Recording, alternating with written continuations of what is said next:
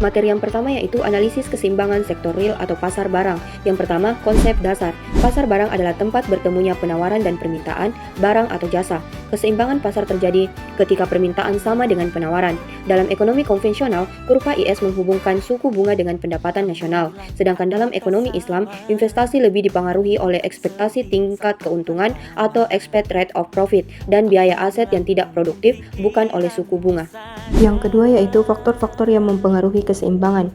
Faktor-faktor utama yang mempengaruhi keseimbangan ekonomi meliputi konsumsi, investasi, pengeluaran pemerintah, serta ekspor neto, yaitu ekspor dikurangi impor. Yang ketiga yaitu dampak ketidakseimbangan. Ketidakseimbangan pasar dapat menimbulkan dua kondisi, yaitu apabila permintaan lebih besar dari penawaran, maka terjadi inflasi. Sebaliknya, jika penawaran melebihi permintaan, akan muncul deflasi dan peningkatan pengangguran. Materi yang kedua yaitu analisis keseimbangan sektor real atau pasar barang dalam ekonomi Islam.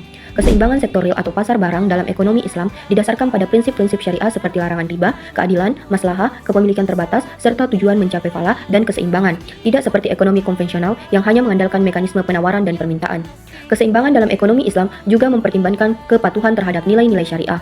Karakteristik keseimbangan ini mencangkup perilaku konsumen yang mengutamakan halal haram dan kesederhanaan, investasi yang berbasis nilai-nilai Islam, serta peran instrumen seperti zakat dan sistem bagi hasil. Rumus keseimbangan pun dimodifikasi dengan memasukkan zakat sebagai komponen penting. Instrumen ekonomi Islam berperan besar di mana zakat berfungsi sebagai automatic stabilizer, wakaf mendukung investasi jangka panjang, larangan riba mendorong investasi ke sektor real, dan etika konsumsi menanamkan prinsip hidup sederhana serta mencegah pemborosan.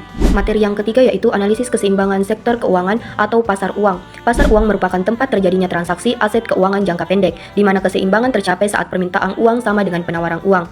Dalam ekonomi konvensional, keseimbangan ini digambarkan melalui kurva LM yang menunjukkan hubungan antara tingkat pendapatan dan suku bunga. Dengan rumus jumlah uang beredar atau M dibagi dengan tingkat harga atau P sama dengan permintaan uang yang bergantung pada tingkat pendapatan dan suku bunga. Faktor-faktor yang mempengaruhi keseimbangan tersebut meliputi jumlah uang beredar, tingkat harga, serta permintaan uang untuk tujuan transaksi, berjaga-jaga, dan spekulasi. Ketidakseimbangan dalam pasar uang dapat menimbulkan dampak signifikan seperti perubahan suku bunga, inflasi, dan fluktuasi nilai tukar pada akhirnya mempengaruhi stabilitas ekonomi secara keseluruhan. Materi yang keempat yaitu keseimbangan pasar uang dalam ekonomi Islam. Dalam ekonomi Islam, pasar uang didasarkan pada prinsip bahwa uang merupakan alat tukar, bukan komoditas yang dapat diperjualbelikan. Oleh karena itu, sistem ini melarang praktik riba dan menekankan penerapan prinsip bagi hasil serta keterkaitan yang erat antara sektor keuangan dan sektor real. Keseimbangan pasar uang dalam ekonomi Islam tidak bergantung pada suku bunga, melainkan pada rasio bagi hasil serta permintaan uang yang timbul dari kebutuhan transaksi dan berjaga-jaga. Dengan pelarangan terhadap aktivitas spekulatif dan penimbunan uang, rumus keseimbangan yang digunakan yaitu jumlah uang yang beredar dibagi tingkat harga sama dengan permintaan uang yang bergantung pada tingkat pendapatan dan tingkat inflasi. Mungkin itu saja materi yang bisa saya sampaikan. Wassalamualaikum warahmatullahi wabarakatuh.